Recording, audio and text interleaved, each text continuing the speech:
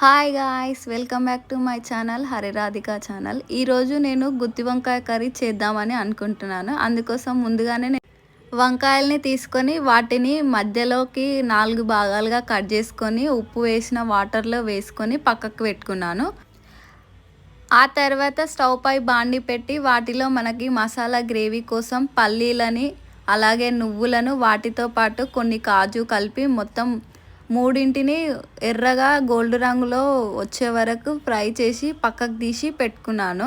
ఇంకా వాటన్నింటిని చల్లగా అవ్వాలి మిక్సీ పట్టే వరకు, కాబట్టి వాటిని ఒక ప్లేట్లో తీసుకొని పక్కకు పెట్టుకున్నాను. ఇంకా అన్ని గరం మసాలా దినుసులను కూడా కొంచెం ఎర్రగా కాల్చి కొంచెం గోల్డ్ రంగు వచ్చే వరకు వేడి చేసి వాటిని కూడా పక్కకు పెట్టుకున్నాను. ఇంకా ఆ తర్వాత నేను ముందుగానే కొన్ని పచ్చిమిరపకాయలు టమాటాలని కట్ చేసి పక్కకు పెట్టుకున్నా. వాటిని కూడా ఆయిల్లో వేసి మొత్తం మగ్గే వరకు ఫ్రై చేసుకున్నాను. ఇంకా అన్నింటినీ మిక్సీ జార్ పట్టుకోవాలి కాబట్టి నేను ముందుగానే వేయించి పక్కకు పెట్టుకున్న పల్లీలు కాజు నువ్వులని ఇంకా అలాగే ఒక 4-5 వెల్లుల్లి రెబ్బలు ఒక చిన్న అల్లం ముక్క అలాగే నేను ముందుగానే ఫ్రై చేసి టమాటా మిరపకాయలని కూడా దానిలో వేశాను. ఇంకా అలాగే కొంచెం పసుపు, మనకు కారం ఎంత సరిపోతుంది అనుకుంటామో అంత కారం వేసి అలాగే రుచికి సరిపడా ఉప్పు వేసి వాటన్నింటినీ మిక్సీ చేసి ఆ గ్రేవీని తీసి పక్కకు పెట్టుకున్నాను.